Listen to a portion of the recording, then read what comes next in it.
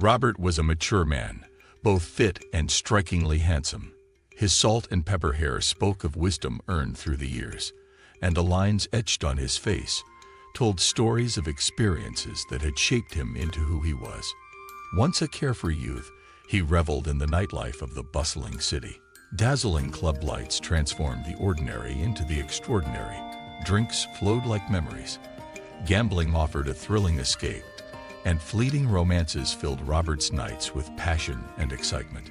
He was the life of the party, drawing people into his magnetic sphere of energy. He relished his unrestrained younger days, living by the creed of carpe noctem, seize the night. Until one fateful evening, a single phone call altered the course of everything. Coming home reeking of alcohol, but strangely lucid, Robert's phone buzzed insistently with a frantic call from his close friend Steffi. The sound cut through the haze of his night like a cold shower, instantly sobering him up. "Robert, thank goodness you answered." Steffi's voice crackled through the line, breathless and tense. "Steffi, what's up? Why the late call?" Robert's voice was a mixture of concern and confusion as he fumbled to grab a bottle of water from the fridge, his mind racing through possibilities. "It's your mom, Mrs. Elma. She had a seizure and fainted. My family and I are rushing her to the hospital." Steffi's words were a jumble of urgency and worry, conveying the gravity of the situation. Robert's heart sank like a stone, the water bottle slipping from his grip and shattering on the kitchen floor. Snatching his car keys from the nightstand, he bolted out of his apartment, his mind a whirlwind of emotions and memories. As he sped towards the hospital nearest his mother's residence, the city lights blurred into streaks of color, mirroring the chaotic blur of thoughts in his mind. Memories of his mother flooded back, an assortment of moments that painted the canvas of his life. Joyful times, sorrowful ones, and all the mundane yet profound moments that made up their shared history. His mom was all he had in the world, the one constant presence who had weathered every storm by his side.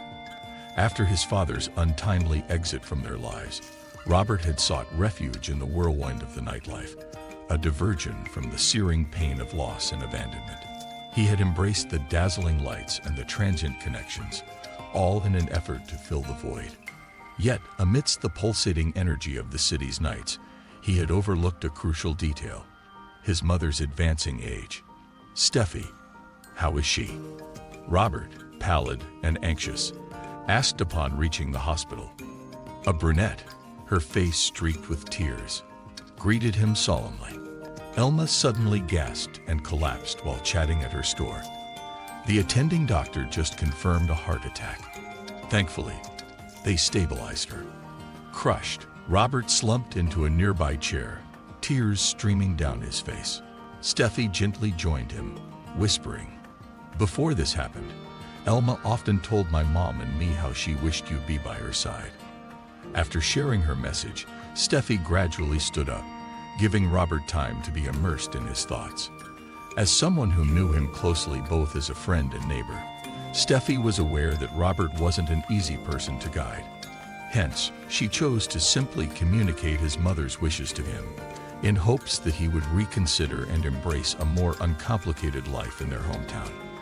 The very next day, as Mrs. Elma opened her eyes and regained consciousness, the attending nurse immediately beckoned Robert. Complying with the hospital's protocol, he swiftly dressed in the provided protective attire and made his way to the ER to see his mother. "Mom, why is this happening?" Robert's voice trembled as he clutched his mother's hand. Occasionally, he placed gentle kisses on the back of her hand. Responding with a gentle smile, his mother's voice eluded her weakened body. Nonetheless, her contentment radiated from her eyes, grateful for her son's presence. Holding Robert's hand firmly, Mrs. Elma conveyed her reluctance to be left alone. Slowly, she succumbed to the medicine's effects, drifting back to sleep. Several days later, marked by Mrs. Elma's improved condition, Robert drove her back to their modest home nestled in Arlington's suburban outskirts. Upon stepping inside, a flood of memories enveloped Robert. Memories of times spent with his father, selecting fishing gear to stock their shop. In the past, Robert eagerly assisted his father in store upkeep and distributing promotional flyers. Observing her son's solemn expression, Mrs. Elma spoke softly. "Robert, if your father's memories linger, don't feel compelled to suppress them." For a prolonged moment, Robert gazed at his mother's face, the weight of sadness evident in his weary eyes. He knew he had to temper his emotions, fortifying himself to care for his mother, who was steadfast in her decision not to leave their home. "No, Mom, I'm okay.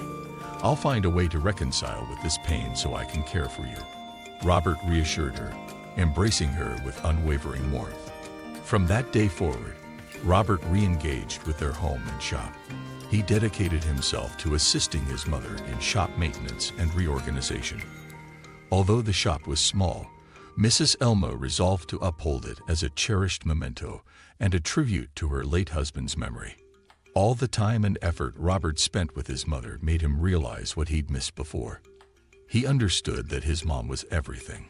She'd given up so much to keep his dad's legacy alive. Now, Robert felt he owed it to her. Seeing how weak his mom was, he decided to change his reckless life and come back to their small town. "Mom, I get it now. I didn't notice you were getting older," Robert said, holding her hand and kissing it gently. His mom smiled. She couldn't talk much due to being weak, but she was glad he was there. She held onto his hand tightly, not wanting him to go. Then she fell asleep from the medicine. A few days later, his mom was better. Robert took her back to their home in Arlington. Being back reminded him of his time with his dad. They used to pick fishing gear for their shop. Robert helped with the store and spread the word about it. "Robert, you don't have to forget your dad. Don't push it away," his mom said when she saw his sad face. Robert looked at her for a while, his eyes sad. He had to control his feelings to take care of his mom, who didn't want to leave their home. "It's okay, Mom. I'm good. I'll deal with the pain to take care of you," Robert said, hugging her. After that, Robert changed. He helped his mom at home and in their shop. Their shop might have been small, but his mom wanted to keep it as a memory of his dad. Robert realized his mom had sacrificed a lot for him and his dad's shop. Seeing his mom's weakness, he decided to leave his wild life and come back to the small town to be with her. "Mom, please stay with us. I'm not ready to lose you," Robert said, holding her hands tight. His mom patted his cheek gently. "Silly, I'm going to live long. I want to see my grandkids, your kids." They laughed. Talking about grandkids always made them happy. Now Robert enjoys a peaceful life in Arlington. He spends time taking care of his mom and learning about their shop.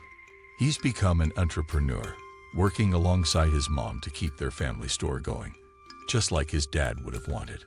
The Robert of today isn't lost in sadness or living recklessly. He's learned that what truly matters in this short life is spending precious time with loved ones, not things like money or fleeting pleasures. Seeing his mother's illness helped Robert understand that everyone will pass away eventually. Before that happens, he wants to gather memories and share lots of meaningful moments with the person he loves most.